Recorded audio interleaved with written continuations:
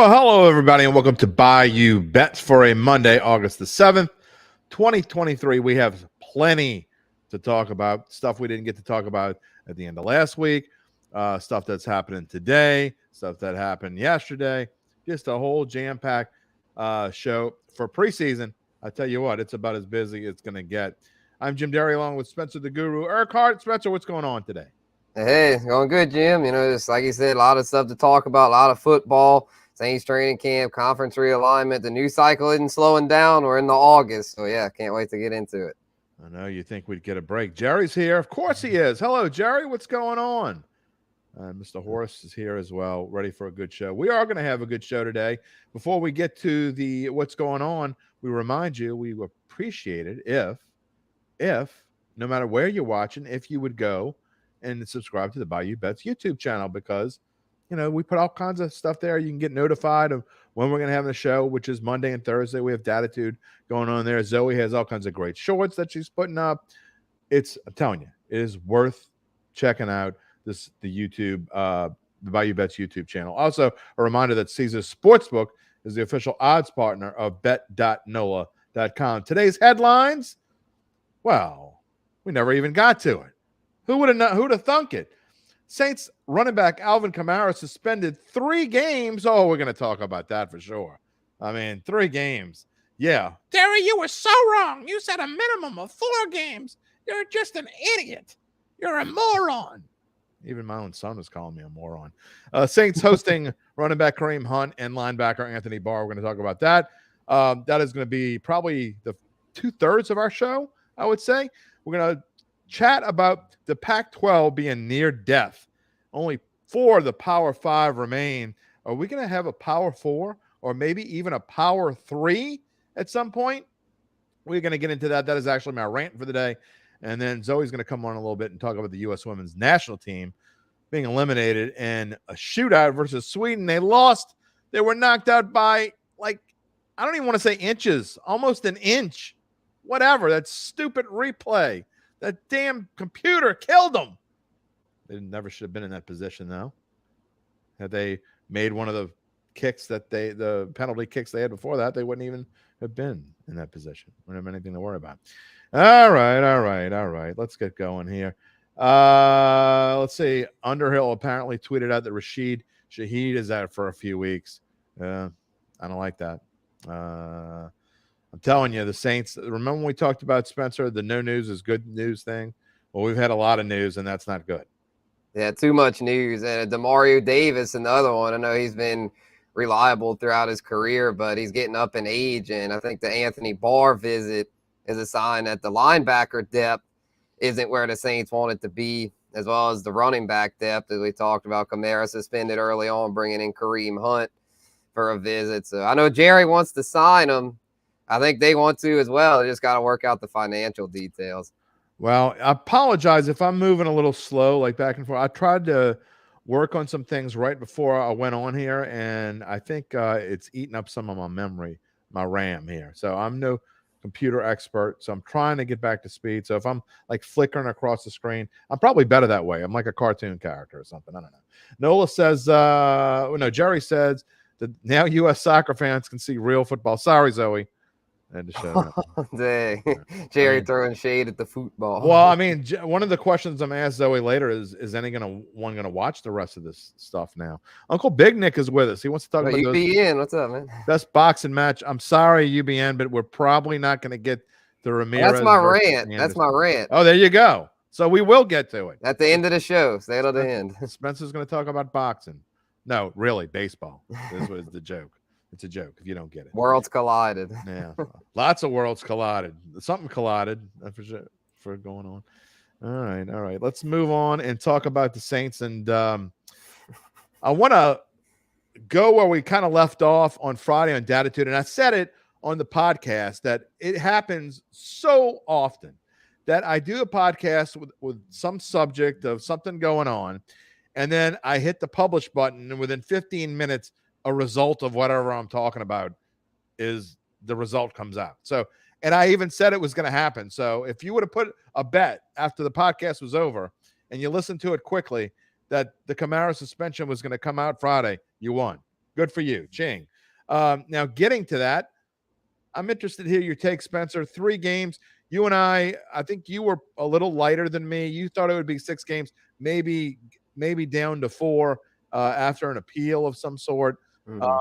And I thought it was going to be 6 games with a minimum of 4. So we weren't that far off in the grand scheme of things. But your take on only getting suspended for 3 games.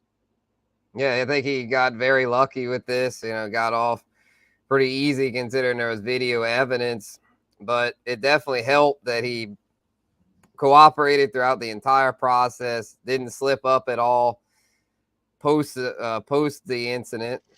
So after the incident, he handled his business, and I think that helped in this decision. I feel like a lot of players tend to probably say the wrong things and not conduct themselves all that well, because it is kind of tough. I mean, when you do something like that to Sure. bounce back, and I feel like he made a mistake though, and to me he should have paid a little heavier price for it. I feel like even though he cooperated and stuff, I feel like 3 games is pretty light considering it was there on video. He clearly threw a couple punches to where that should have been, to me, 6 games, maybe 5 since he cooperated.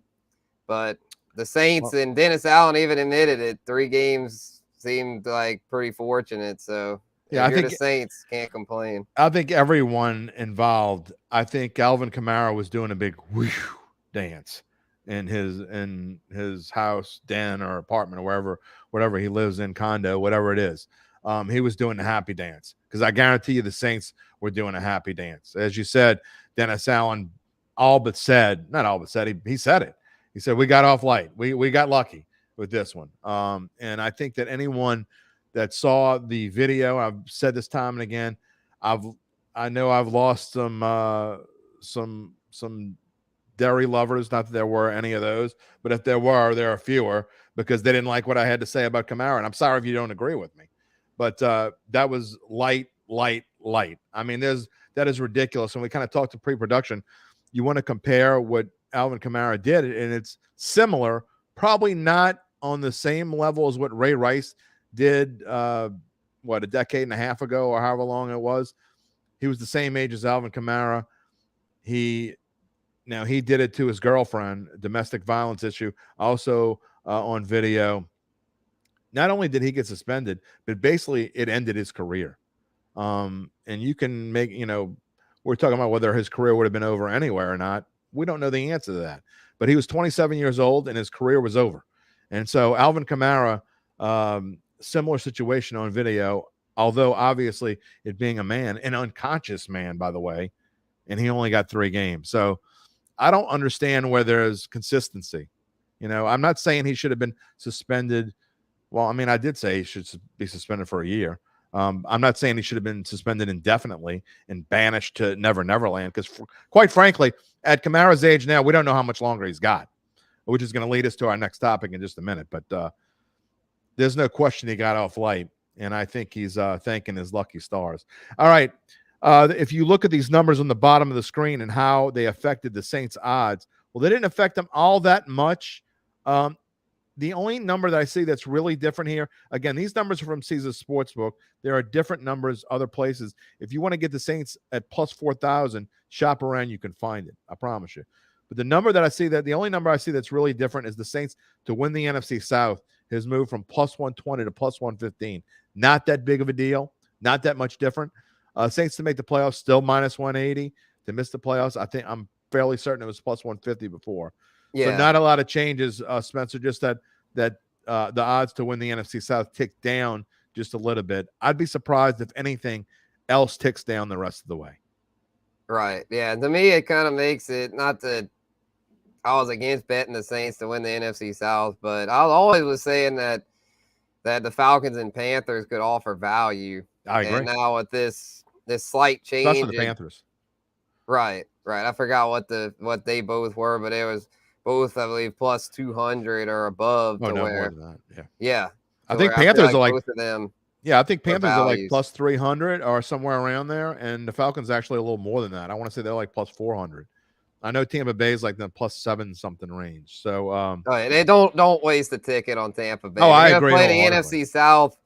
Play I'd say they're all at plus odds. If you like the Saints, you could Yeah. play the Saints and then hedge with the Falcons and Panthers. If you're really going for value, then I wouldn't even recommend the Saints. I would just say Panthers and Falcons and hope that the Saints don't win it, because the Bucks, there's just no way. I mean, looking at their roster, and went on my rant last week about Baker Mayfield, is just don't waste your time with them. They're poorly coached, poor quarterback play, poor offensive line play, and aging defense.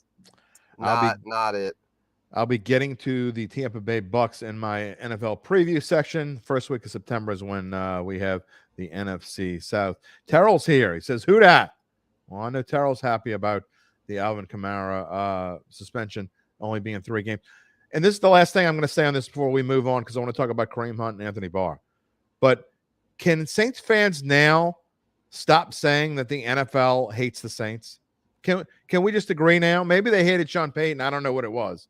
But this is like a gift. This is like an early Christmas present that Alvin Kamara only spent 3. Can we stop saying the NFL hates the Saints now? I mean, I've been screaming it for a couple of years, but Oh no, you're a moron, Derry. They hate him. They just hate him. all right. Anyway, Kareem Hunt is at Saints camp along with Anthony Barr. What does this mean for the New Orleans Saints? We'll get your take, Spencer. I'll come back with mine, but Kareem Hunt can only help bolster a running back core. Again, Kamara going to be out for 3 games, but if they sign him, they're not signing Kareem Hunt for 3 games. They're signing him for a season. Yeah, I think so, because the backfield depth needs shoring up there. So I think he could be, or we'll give a little fantasy football take for y'all. I think Kareem Hunt could have some fantasy value, because he'll be, at minimum, the primary third down back to start the season. Yeah. And if Kamara can get back into form, then Hunt will probably just fall back into a bench role. But if Hunt shows well, he was a guy that was capable of being an every down back. If he shows well, that could end up an ugly situation for fantasy, because then it'll be a committee with him, Kamara, and Jamal Williams, not to mention the rookie Kendre Miller getting in there. So, yeah, it's when Kamara comes back, something's going to have to give. I honestly don't know if Hunt, if he does come in, his roster spot might not be safe for the full season, because that's going to be a lot of mouths to feed. But I definitely think early on, assuming he gets signed, that he'll be that third down back and offer fantasy value alongside Jamal Williams. Yeah, I think that them signing Kareem Hunt tells me that there is a perceived lack of depth. You can say whatever you want. And again, I use my son as an example often, because he's a 25-year-old know-it-all. And so many people out there, just they're always high on the Saints. It doesn't matter what happens. They think the Saints are going 15-2. They're going to win the NFC South easily, be the number 1 seed, have that bye. I mean, it's kind of crazy. So I don't – first of all, you can never have enough running back depth, okay, first off. But second off, to me, for them even thinking about bringing in Kareem Hunt tells me that the Saints don't think they have enough running back depth. Mr. Horace is saying, it's hard to have too many running backs the way the injuries happen. Absolutely. El Rey planning for injuries with older backs. And quite frankly, Spencer, that's where we are now with, we've talked about this before. Alvin Kamara is no longer a spring chicken. He's at that age where this is about the time that running backs start thinking about retirement. And that's where we are. Right. Yeah. Because if you bring in Kareem Hunt, then your average age of the backfield is up there, because I think they were all from the 2017 draft class: Hunt, Jamal Williams, and Alvin Kamara. So, and then honestly, like, as the year goes on, it probably will take care of itself. Odds are one of them will end up injured, to where you won't just be able to have 3 and the other will be inactive. Yeah. And, you talk about that. To me, I always look at, we had the same situation not too long ago when the Saints were talking about bringing in Latavius Murray. I mean, the first time.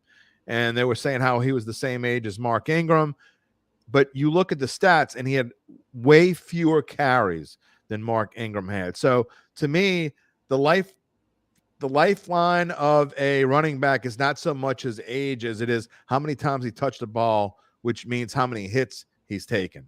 And Kamara has touched the ball a whole lot throughout the course of his career. Jamal Williams, to me, didn't really become that big feature back until last year, and he finally got his chance with the Lions and got a chance to get out there, head over 1,000 yards and had 17, 18 touchdowns. I think he's going to be in that role again. If you draft, we'll talk about the fantasy impact in this later, but I think if you wanted to draft a Saints running back as your fantasy number one, I wouldn't advise it first off, but if you were, don't do that. I would take Williams first. I think he's going to be the one that's going to get the most fantasy points from this team. I just do. And not just because AK is going to be gone for 3 games. So the goal line back, if he can replicate that role again and get double-digit touchdowns. He was, even though he doesn't catch many passes, he was like a borderline top 12 fantasy back last year. And you could get him so late in drafts. That's another good thing with Jamal Williams. You can get him so late, and with Kamara's suspension only being 3, his average draft position's about to go up. So, take advantage of that value with Jamal. And then you could even draft Kendre Miller as a handcuff late because he goes late in drafts. For sure. And Elray brings up a great question that I have. I mean, they're bringing in Kareem Hunt, and they're bringing in Anthony Barr for linebacker depth. That's great. And I think Anthony Barr, I mean, obviously they have depth issues at linebacker. But to me, the number one position of lack of depth is offensive line. And Saints O-line is a big question. I mean, I want to know, I have not heard any, and I keep saying this, and no one is bringing this up. I want a writer, someone who covers this team, to ask them more about Andrus Peat. I was on 4th Down and 4 last night. Doug Mouton says it doesn't matter because James Hurst is going to start at left guard and Andrus Peat isn't going to play anyway. Well, that's fine and dandy, even if that's the case. Even if James Hurst is going to start at left guard, you need to have solid backup. Andrus Peat needs to be healthy, or they're super thin, because what if Trevor Penning isn't ready? I mean, well, we saw him play last year. That doesn't mean he's going to be ready to play left tackle. I think Hurst is kind of the backup plan there. To me, if Penning can't go, Hurst shifts over to left tackle. Peat is got to be in there and be ready. But no one's talking about whether he's healthy or not. Oh, it's no big deal. Saints are famous for not telling us what's going on, and nobody presses them on this. I want to know what the hell's going on. Yeah, and then it drags on, and it, like last year with Pete Werner, Marshawn Lattimore, Michael Thomas, just example after example of this, and really hope this doesn't happen again. I mean, Rashid Shaheed is another one now that's week to week, so it's I hate to say it, but it's looking like more of the same with these injuries, to where they better hope I agree they get these out the way before things really ramp up, because if you end up, they're going to go, 7-10 last year, 8-9. If they have a bunch of injuries again, it's going to be the same result. So they better get healthy. That's why I'm glad quickly. That's why I'm glad I saved the Saints for the end, because I got to be honest. As we go through these NFL team previews, and tomorrow we start the AFC West, Denver Broncos. Sean Payton is up tomorrow. I'm looking forward to it but I don't know what I'm going to say when it comes to the Saints. Because I honestly don't. When we get there, that's one that, there are some teams I could record now, and then barring some major injury, I could record it today and it could run September 8th and it would be fine. But not the Saints. I have no idea what I'm going to say about the Saints right now. Uncle Big Nick loves to poke and prod. He forgot how much he loved me complaining about Saints football. Saints football season is here. Yeah, well, we knew that already. You've been stuck in golf land. Horace is wanting to know what happened to Rashid. It is what injury did he have? Groin injury. And they said today that apparently Underhill's reporting that he's out for 2 to 3 weeks, which in the grand scheme of things, if that's all it is, that's fine. But those 2 to 3 weeks tend to lead to be longer than that. And I know Chris Olave has great speed, but that's not really the role he's necessarily wanting to play here. He's going to play a lot of different roles, but if you don't have a speed burner, then you're kind of forcing Olave to go back into that role, which then forces Michael Thomas. You better hope Michael Thomas is healthy, because your number 3 already a little banged up. Traquan Smith is a little banged up too. So we already have injuries showing themselves at wide receiver. Lloyd points out core muscle injuries didn't happen when we had Bo on the training staff. I mean, we could talk about the training staff all along. I mean, I keep talking about that over and over again. The training staff has got its own issues. He also said, no way Pete's not starting with that contract. I don't necessarily agree with that. This team wants to win, and they're not going to be afraid to sit Pete down. I agree that If it's even and it's what and what, then Pete is going to win. But Hurst, if they feel like Hurst is going to protect Carr's blind side and Penning is ready, then that's what's going to happen. So we'll have to wait and see. Obviously, a lot more coming up on this. We have to move on today because we want to keep this show underneath 30, 35 minutes, and we got to move on and do that. Next topic of conversation, Lloyd says if he doesn't start, they'll be traded. No one's going to want him. I was going to say, going to want that contract. Good luck with that. I mean, that's great in theory, but that's not necessarily what's going to happen because nobody's going to take that contract on. You'll get nothing for him. You'll have to eat some of that money anyway. So I don't see that happen at all. All right, we're going to talk. I want to talk a little bit about the Pac-12 and all the weird things that happened this weekend. And for those of you who hadn't seen it, some departures from the Pac-12 and last-minute departures. Arizona State, and Utah going to the Big 12. Colorado had already announced, I believe, that it was going to the Big 12. Who's left in the Pac-12? I mean, they're begging. They're basically begging for Tulane behind the scenes. When you get to that point when you're begging for a Tulane, sorry, Tulane fans, I'm not trying to diss on the Green Wave, but other than football, what is Tulane really good at right now? And they have to prove that they're going to continuously be good in football and not just do it for a year. I mean, El Rey calls it a stampede, but Spencer, man, I think we can already go from saying it's the Power 5 to the Power 4. And I think the ACC is next. It's going to be the Power 3 soon enough. Right. Yeah. What's going to happen with the Pac-12? I feel like they'll just merge with the Mountain West, the schools like Boise State, Fresno State, Nevada, those kind of schools that are okay, but they're not. I mean, Boise State's had their moments, but none of those schools are anywhere close to competing for national championships. So, yeah, they'll drop down. And if they I don't see why Tulane would even want to leave the AAC to go there. I don't think that the new Pac-12 is going to be any better than the AAC. I know the AAC lost some key members to the Big 12, but it's they're still a fairly decent conference. And for geographically, it would make more sense for Tulane to just stay where they're at. So, from Tulane's standpoint, I wouldn't even want the Pac-12 unless they offer way more money, which I don't see them rolling in money right now. They're hurting. I mean, they lost all their big schools. All they got left is Stanford, Cal, Washington State, and one other one. I can't see. And how long? Suck. It's all sucky teams that aren't. I mean, they're good. Like Stanford and Cal are good, beyond athletics. So we're talking just athletics. The Pac-12 is screwed. How long before an Oregon State, as Zoe points out? Yeah, Oregon State. Oregon State's the best one left. But how long before they jump ship as well? I mean, it's getting ridiculous. But to me, a major part, and I know we usually save our rants for last, but I got mine here before we finish the show off because it relates to this.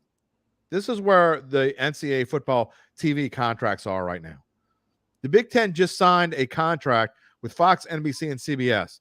7 years, $7 billion with a B dollars. $7 billion. The SEC is probably wondering, wait, what the hell did we do signing a 10-year deal with Disney a year or two ago? It starts in 2024. By the way, this is the last year you'll be able to watch the SEC on CBS. So for those of you who are complaining about Gary Danielson for the last 15, 20 years, that's one less thing you'll have to be able to complain about anymore. 10 years, $3 billion. That seems like chump change. The Big 12 signed a $2.28 billion contract with Fox and ESPN that starts in 2025. And the ACC, quite a few years ago, they probably thought, man, we got over on everybody. A 20-year deal that lasts through 2035 for a mere $3.6 billion. You can laugh all you want, but that's basically $180 million a year? $180 million a year. That truly is chump change considering what the other team, what everybody else is getting. So my rant, Spencer, it goes on to this. These ridiculous college football contracts are going to pose, they are going to eventually pose as a major threat. You can't keep giving these kinds of contracts before the TV says, you know what, we can't do this anymore. We already see that ABC and Disney are bleeding. They are cutting their personnel, all these big names that they're having to whack, get rid of these contracts because they don't have any money. They're having to borrow money and they're still making these contracts. It's going to be first off, maybe the death of ABC and Disney, or they may have to sell off little bits and pieces. Secondly, we kind of talked about a pre-production. When will we do we think we're going to see some of these teams, some of these schools go off and just say, you know what, we're going to become independents? I'm not saying LSU would ever do such a thing, but you could see an Alabama or an LSU saying, you know what, we'd make more money if we were on our own and start our own TV network, kind of like Texas is doing, but still in the SEC, reaping the rewards of both worlds. So at some point, all these things are going to collide, and it very well could be. It's not going to be the end of college football, but it's going to change a lot of things, and you worry about where all this is going. Definitely, yeah. It's inevitable that things are gonna change. I think it's gonna eventually cause a split between schools like LSU and Alabama and the rest. It'll be like an exclusive club or whatever. Probably like the Power Three, the elite I think SEC, it will be. Big 10, Big 12. All those elite teams will form their own thing and break off from the NCAA because they won't need the NCAA anymore. It's like they've outgrown them. They're more valuable to the NCAA than the NCAA is to them. So I think eventually, it might be 5, 10, 20 years, not sure when, but probably less than that. I mean, probably more like 5 to 10 years that they're going to break off and just start their own thing and get, as El Rey said, either Apple or Amazon to back them up, and then they'll be able to get out of those lengthy contracts with those, the networks, the older networks. Yeah, and Lloyd points out it worked well for Notre Dame, and even Notre Dame today, nowhere near as relevant as they used to be, but they still refuse to go into a conference for football because they're still making the money. Spencer, the NBC deal. Yeah, I mean, they're still making their money. So why would they join? They would rather make the money than win a national championship, and that's kind of where we're going. I think a lot of these schools would rather make millions/billions of dollars than win a national championship. I mean, why in the world does Texas still make all this money? I mean, they're barely relevant anymore. So I don't know. It's these contracts. To me, you look at these numbers. The Pac-12 deal expires at the end of the school year, $250 million a year. And to me, that's kind of my point, which is why the schools are leaving. They see that this deal is gonna expire. I'm sure they know that behind the scenes that they're not going to make that kind of money anymore. Michael Roby asked, "Do we see Tulane moving to another conference?" Absolutely. I think that's kind of part of all this, Spencer. I think that if the Pac-12 survives, I absolutely see Tulane becoming a member of the Pac-12 at some point in the near future. Well, the Pac-12 have the money, though. Like I said earlier, it's one of those things, unless the Pac-12 also offers them a lot more money, I don't see why they'd want to leave the AAC. I mean, the AAC is just as competitive and makes more sense geographically. So unless the Pac-12 gets maybe Apple, you never know. Like I say, Apple and Amazon are sitting on a lot of cash. If they come in and want to revive the Pac-12 or something, then maybe. But I don't see why they'd think maybe other schools like that would be. Maybe other schools join the AAC. Maybe you see a Stanford or a Cal join the AAC. Right. So honestly, I don't see Tulane moving. I see more big changes ahead. Put it that way. Whether it's Tulane leaving the AAC or other bigger schools that might not have joined the AAC before. But the problem with the AAC, Spencer, is losing to Cincinnati and losing to Houston, to me, that's a big deal. I mean, that kind of takes away a little bit of your rep. It's one of the reasons why, look, again, nothing against Tulane, but Tulane's the overwhelming favorite in the AAC. I think they're like plus 200 to win the conference this year. Not just because, they were able to go to the Cotton Bowl and beat USC, but because they are head and shoulders, program-wise, kind of above where everyone else is in that conference right now. Yeah, that's a good point. I mean, you still got schools like Memphis that are pretty solid, but yeah, overall it's not as strong of a conference. So yeah, if anything, they need to try to scoop up the Pac-12 teams before the Mountain West does. Yeah, I agree. All right, before we get to Spencer's rant, I want to talk a little bit about soccer and the U.S. women's national team. You want to talk about a disappointment. And honestly, I don't know if there was more of a disappointment than what we saw with the U.S. women's national team because, man, just the way that it ended, had chances to win and just couldn't pull it off. We're going to bring in Zoe Collins Rath to talk about it a little bit. And there she is. Zoe, welcome to the show. Hey, y'all. How you doing?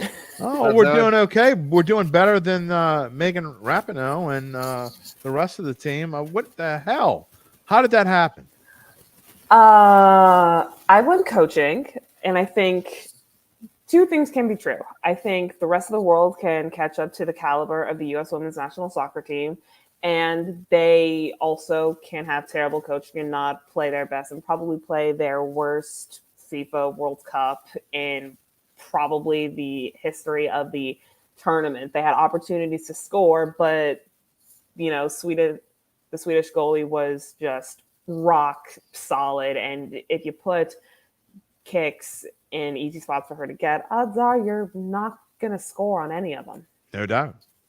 We talked in pre-production about, how does this equate, I guess, to this U.S. women's national team? Remember the dream teams before Larry Brown came in and coached the dream team way back when, and they failed a medal, or did they win the bronze? Anyway, they were a major disappointment. I know that. Mm-hmm. And they haven't been that bad again since. And so I guess what I'm trying to ask is, this is going to force, I would guess, a lot of changes with this U.S. women's national team, that they're never in this position again.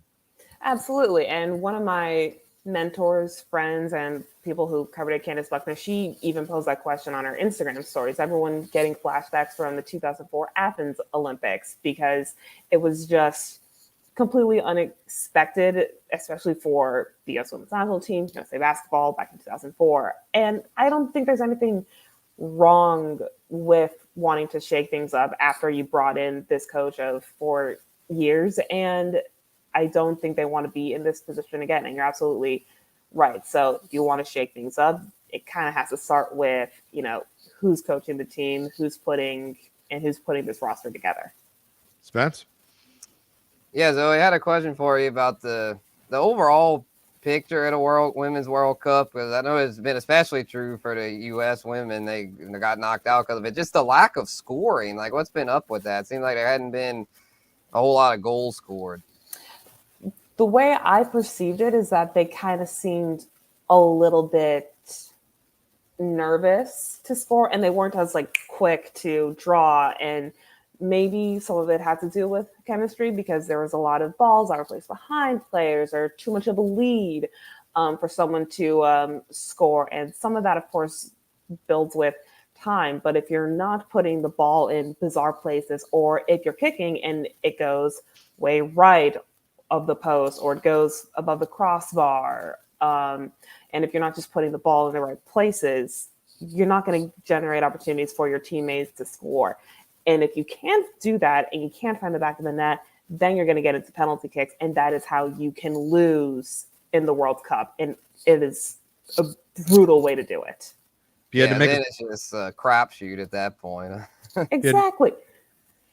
If I was going to ask if you had to make a pick right now, one of these 4 teams on the screen or someone else? England is probably a good choice. But you know what? This World Cup has lost the U.S. women, Brazil, Germany, and I'm drawing another one. So you know what? Be bold. I'm going to be rocking with Jamaica for the rest of the World Cup. Nice. Yeah, man. Yeah. Let's go, Jamaica. I'll put a buck on them. Yeah, why not? It's the first time Bob Marley's daughter financed their first trip, and they weren't expecting it to make it this far, so they had to put up a GoFundMe. It's kind of like the NCAA tournament. When all the favorites are gone, you're like, you know what? Let's redo the bracket and let's just go wild. I'm all about it. Well, thank you. And I'm sure we'll probably talk more about the Women's World Cup when they get to the championship round or semifinals round. And we're going to make you pick someone then. You're going to have to pick someone. You can't just say, have fun and whatever. You're going to have to. So get ready. The next time you come on, I'm going to make you pick someone. I mean, you can't just bring me on for some WNBA, some women's basketball or something. Yeah, but I'm going to make you. I'm going to the next time you come on, no matter what you're talking about, I'm going to force you to make a pick. Okay, fine. Yeah, Jamaica's the thing. There you go. All right, $1, whatever the hell. Yeah. Thank you, You're Zoe. welcome. Thanks, Zoe. All right, Spence. It's well, that's not. There we go. There we go. There we go. There we go. All right, we have got to that point of the show where I want to hear about your rant, because there was some fun stuff going on this weekend in baseball. You know, besides the fact that my Cubs are, you want to talk about fighting, my Cubs have fought their way back. They beat the Braves 2 out of 3. They have won more games than any other baseball team since the All-Star break. But that was not the story of the weekend. The story of the weekend, and if you haven't seen it, go find it. Tim Anderson and Jose Ramirez, what the hell was going on there? Oh my God, Tim Anderson, man, he's been doing this for a while. I was on Jose's side on this. I mean, Tim Anderson's an idiot. He's always jawing with somebody, doing stuff, and just it's the thing though. It's like, if you're gonna start a fight like that, you better finish it. And the fact is, he did not finish it. Jose Ramirez finished it with that right hook, and that was wow. I was like, that was the craziest fight I had seen since Jose Batista and Rugnet Odor back a few years ago. That was like, wow. When you first seen it, I was like, oh, it's probably this is a scuffle. I was like, oh, that's more than a scuffle. That was whoosh. That was something there. And I know Zoe's probably mad at me because she's a White Sox fan, but Tim Anderson, like, come on, man, you've gotta, if you're gonna do that stuff, you gotta be able to finish that. You can't get embarrassed. They got like their that. asses kicked. I mean, Robert Ventura got his ass kicked by Nolan Ryan was like 70. I mean, I know I exaggerate a little bit, but I mean, really, if you're going to go out, if you're going to start a fight, you better win the thing, or you're really going to look like a moron.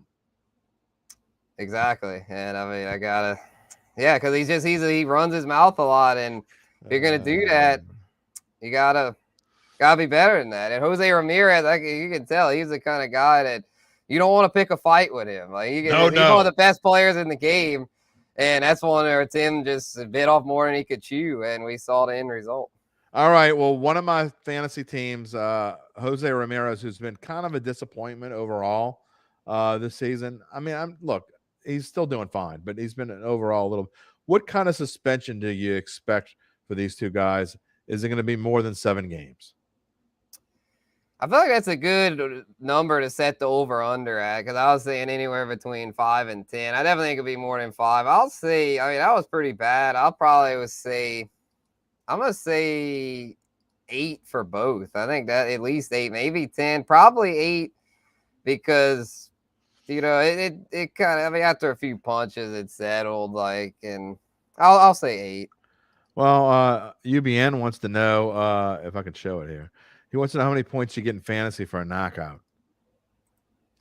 You should get, Jose Ramirez. You ought to get something. Yeah, you should get some bonus there. I like the perfect game bonus for pitching. Well, look, bonus. And again, for those of you who aren't really baseball fans or haven't watched ESPN this weekend or whatever it is, if you haven't seen what we're talking about, go find it. It is easy. I don't know if is UBN predicting, or he already knows Tim Anderson got 6 games. Yeah, he might get a little less, but I mean, he started it though. I mean, they should both predictions. Well, I mean, Ramirez, I definitely think, as Ramirez freaking clocked him. I know he's defending himself, but I mean, as Ellery said, sat his butt down. Like, I think, he said he just looked it up. It already came out. That is what they got. So Tim Anderson got 6 games. Well, and Ramirez got 3. Dang. Well, I guess that's the case. Don't start it. Don't start it, because Tim Anderson definitely started that. Well, I mean, it sounds like whoever made the Kamara decision was making that one for Jose Ramirez. They're getting more lax with these suspensions. That's another thing we could talk about. Let them play like it's the Wild West. Yeah, that's what I'm saying. They gotta let them next time bring a baseball bat out to second base. If you don't like what somebody said, just whack them. I mean, it's kind of a slippery slope, honestly. I mean, I could do a little mini rant on this about how it's like they're starting to let more things slide because they know that's what people want for TV. But I know Zoe's telling me to wrap it up, so we'll end it on that.